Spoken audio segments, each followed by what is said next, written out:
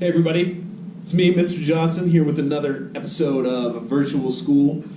Today we're going to be going over Harrison Bergeron by Kurt Vonnegut. First, I'm going to start off with a little summary of the story. I'm not going to read the whole thing. There's plenty of audiobook examples of this story out on YouTube, other places, so find an audiobook or read the PDF I've provided in the classroom folder.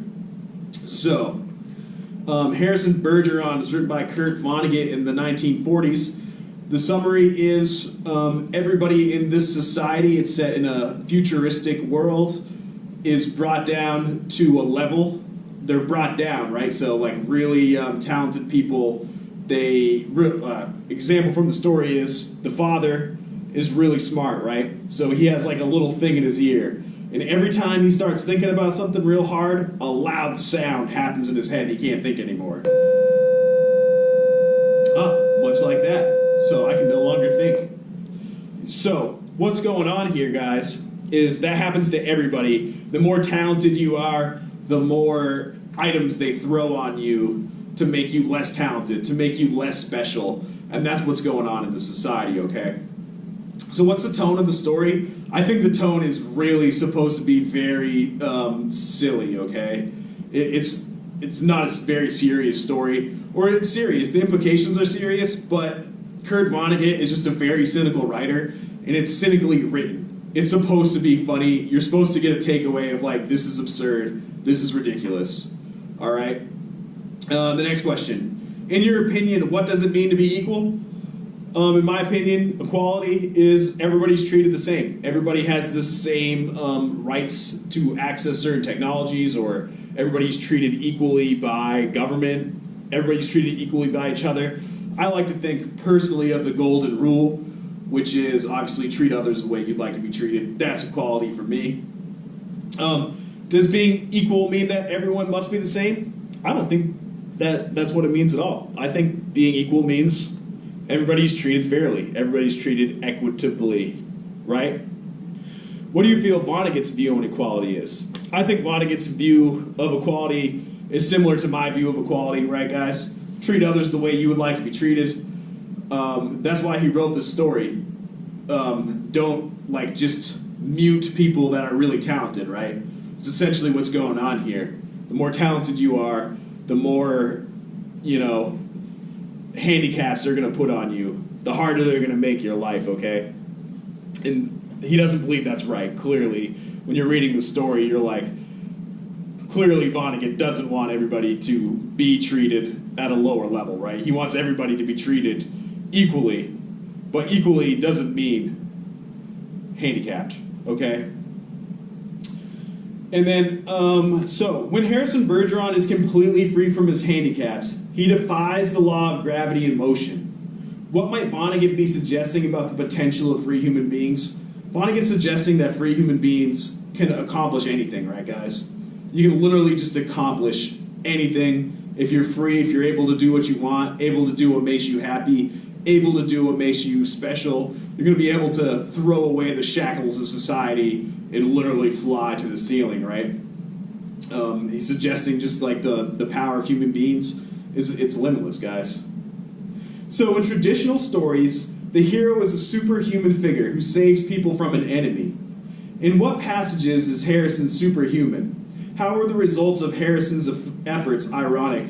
So I believe it's passage 5, guys. In passage 5, Harrison is superhuman. He goes, he saves the most beautiful ballerina.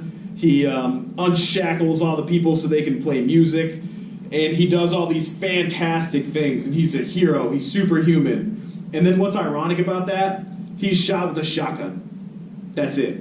No more superhuman. So I think what Vonnegut's really trying to say here, cynically, is even the best of us could just simply be taken out with a gun. That's it. I mean, you could be superhuman. You could be fantastic.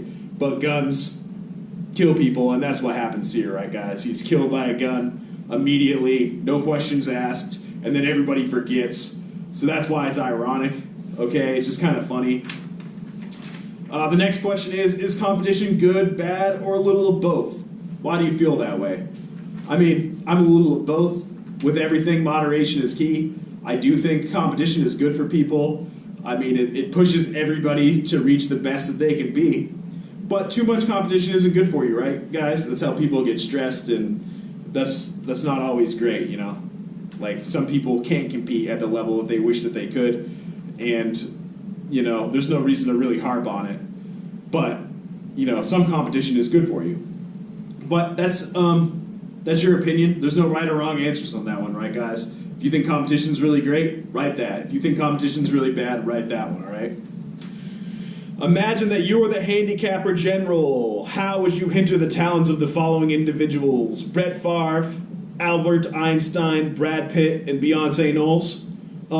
Brett Favre, you know, he'd have to wear 2 slings and use a crutch to play football. That'd probably make it a little bit harder for him, right, guys? That's how I would do it. Albert Einstein, you know, we'd probably have to put on some really big earmuffs and glasses so he couldn't see anything. We'd probably have to put annoying sounds in his head, like that one, so he could not hear anything, not think about anything. That's the only way we're stopping Albert Einstein, right? Brad Pitt, we're putting a horrible mask on that guy, right?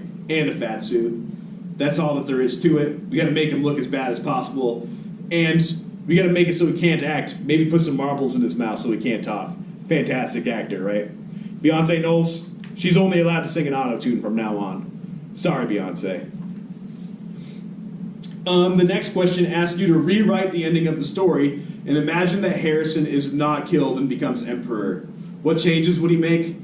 I believe that Harrison would get rid of all the handicaps that are out there, right? Or he would make it so people could be their true, authentic selves, and he would treat everyone equally, but he wouldn't have to handicap everybody in order to achieve his goal, okay? And then, what ideas or programs in American society do you think Vonnegut might be ridiculing in Harrison Bergeron? I think Vonnegut here is ridiculing the future more so than he's ridiculing current society at the time. He wrote this in 1941. I don't really think everyone was being treated all that equally then, but the writing was on the wall, I think, and he was worried that government would really be able to come in and make everybody equal. They would be able to make everybody do what they want and keep people down. And that's what he was really worried about. If you've read other Vonnegut works, then you kind of know he's like just a real cynical writer, and that's what he's talking about, right, guys? And I think to a certain point he was right, okay? In the future, you know, we do deal with a lot of, like, treat everybody at a lower level so everybody can succeed. And that's what he was worried about. He doesn't think that that should be the way. And then suppose the characters in Harrison Bergeron each represent someone or something. Then make a list of the characters and who or what they may represent or symbolize. I think Harrison Bergeron represents human freedom. His father, who I believe name was George, represents thought, you know, rational thought. The mother represents someone who could become more, but they're kind of at the lower end of the spectrum. And, you know, they're fine with the way things are and doesn't have that many handicaps, right? And then the handicapper general represents the government. Okay, those would be the 4 major ones for me, in my opinion.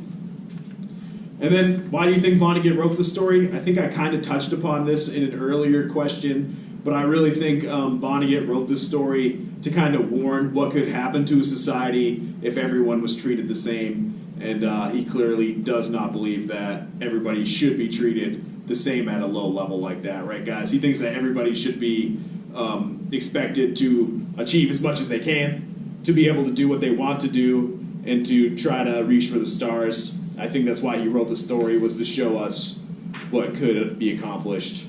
Hey, you know, I think I would need so many handicaps if I was living in that world. I mean, what do you do with a face like this? How could you mute the beauty of this face? And my voice is like when angels sing.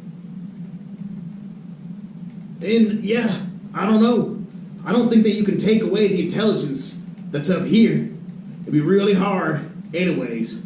I just don't think it's possible. The story's outrageous, and some people just can't be muted, like they said in that story.